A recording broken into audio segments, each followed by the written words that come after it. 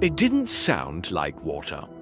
Witnesses later said it sounded like the earth itself was screaming. At 12:41 p.m., on an unseasonably warm January day in Boston, the north end stopped. People looked up, not at the sky, but at the towering shadow that loomed over Commercial Street. They heard the rivets popping like gunfire, a warning that came too late. And then the sky turned black, not with smoke, but with a tsunami of syrup. A 25-foot wave of molasses, moving at 35 miles an hour, was about to erase everything in its path. This wasn't an industrial accident. It was a massacre by physics. January 15, 1919, the north end of Boston, a densely packed neighborhood of working-class Italian immigrants, dock workers, and families trying to scrape by in post-war America. It's lunchtime. The air is crisp, but strange, the temperature has climbed rapidly from frigid winter lows to a balmy 40 degrees Fahrenheit overnight. Life here revolved around the waterfront, and dominating that waterfront at 529 Commercial Street was the monster, a massive steel tank owned by the Purity Distilling Company, 50 feet tall, 90 feet wide, a brooding giant built to hold 2.3 million gallons of molasses destined to be fermented into industrial alcohol, a key component in munitions for the Great War that had just ended, and soon lucrative from before Prohibition took hold. To the people living in its shadow, the tank was a living thing. It groaned. It creaked.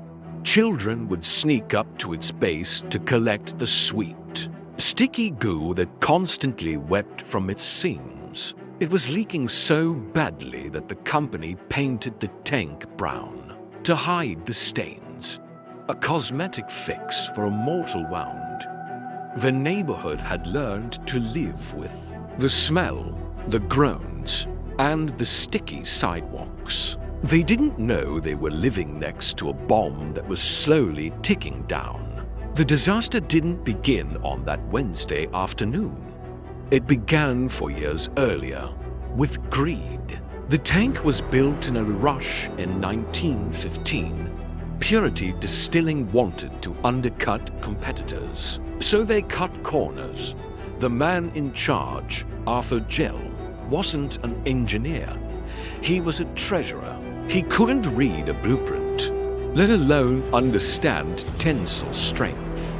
The steel plates were too thin, some barely half an inch thick, intended to hold 14,000 tons of liquid. The rivet holes hadn't been drilled, they were punched, creating microscopic fractures in the metal before it even held a drop.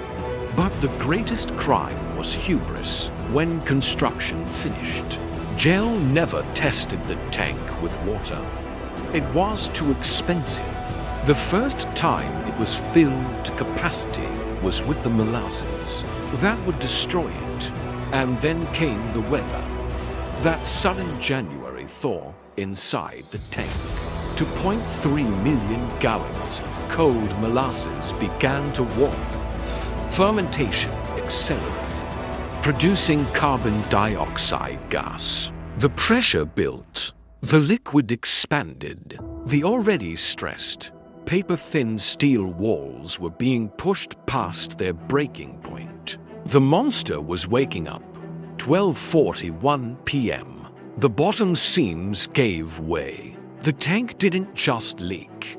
It peeled open like a rotten fruit. In a fraction of a second, a wave of molasses 25 feet higher, two-story building made of liquid was unleashed onto Commercial Street. This wasn't water. Molasses is 40% denser than water. It hit with the force of a runaway freight train. It struck the overhead elevated railway, shearing the steel columns and twisting the tracks. into a grotesque sculpture. It slammed into the Engine 31 firehouse. The building didn't flood. It was knocked off its foundation and crushed, trapping the firefighters inside. It pulverized freight depots. It snapped electrical poles, dropping live wires into the sticky deluge, sparking fires on top of the flood. But the true horror was on the street. The wave moved faster than a man could run. It caught pedestrians, wagon drivers, and dozens of horses. When water hits you, you can't swim. When molasses hits you, you stick. The wave engulfed people, coating them instantly, clogging their noses and mouths. The harder they fought, the deeper they sank. It was a suffocating, freezing darkness. 21 people died. 150 were injured. Horses, essential to the city's life, drowned where they stood.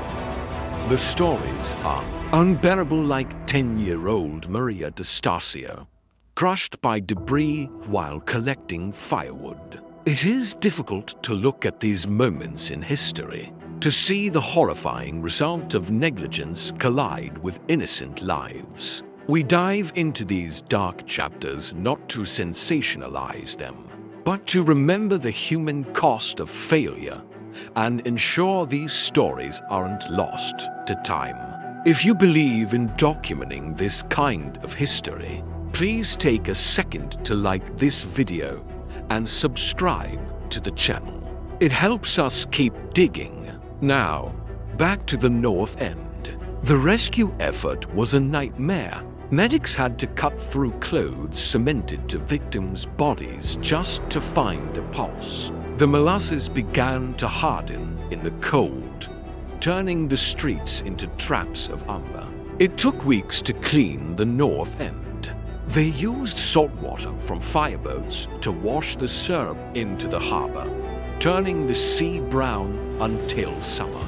Purity Distilling's parent company immediately tried to spin the narrative.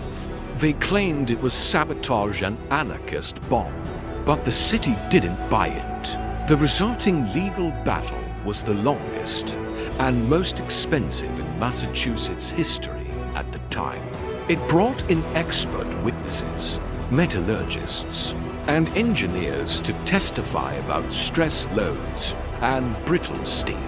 The company was finally found liable. It was a landmark ruling that established the concept of corporate negligence in engineering. The tank is gone now. A park sits where the monster once loomed. But for decades after, on hot, humid summer days in the North End, the residents swore they could still smell the faint, sickly sweet scent of molasses rising from the cracks in the pavement. A lingering ghost of the day Boston drowned in darkness, in memory of the 21 victims of the Great Molasses Flood, January 15, 1919. If you share that fascination and want to support this kind of documentary storytelling, please consider liking this video and subscribing to the channel. It's the best way to ensure you don't miss what we uncover next. Thank you for watching.